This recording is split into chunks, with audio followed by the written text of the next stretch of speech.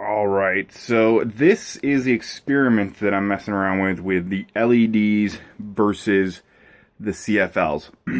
I only have a short strand of the LEDs that I want to use, so I have them set up in here about the same distance I normally have my CFLs away from the plant. The two habanero plants I'm using went through a little bit of shock because my basement's kind of cold, so I'm hoping that doesn't affect it, but they're both equally as shocked, I guess you could say.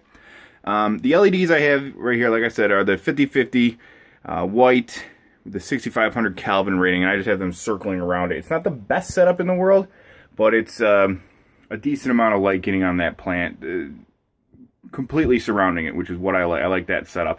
And then this is just, the background's not Mylar or anything. It's just like a window cover thing that you put in your car. I got it for like $1. So and that's going to be in there. That's going to have 16 hours of light with 8 hours off, I think is what the setup I'm going to do is. Let's run over here real quick, and you can see the other ones. I have them in separate rooms for obvious reasons, because I don't want the light to penetrate and like affect the other plant. In here, I showed you the two bulbs I have. They're both the small ones. I'm going to move the big ones up here maybe eventually.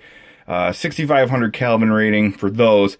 And this setup right here, like the distance here and everything, is pretty similar to how I would grow it in my basement. And it's been reliable in this setup. I'm just waiting for you can see this plant right here. He's like a little bit shell shocked. I'm hoping that it recovers from that. But if it doesn't, I'll run another test. But this is going to be the test. I'm going to give it maybe 3 or 4 weeks. We'll see any progress. I'll keep them both watered just the same. I'm actually going to put temperature sensors in here so I know what the temperature is in both closets. And then obviously this one's going to produce a lot more heat because of the CFLs versus the LEDs. But we'll see how that turns out. This is the first look at this test run, and we'll see which one does better. I'm hoping that the LEDs will do better because they're cheaper.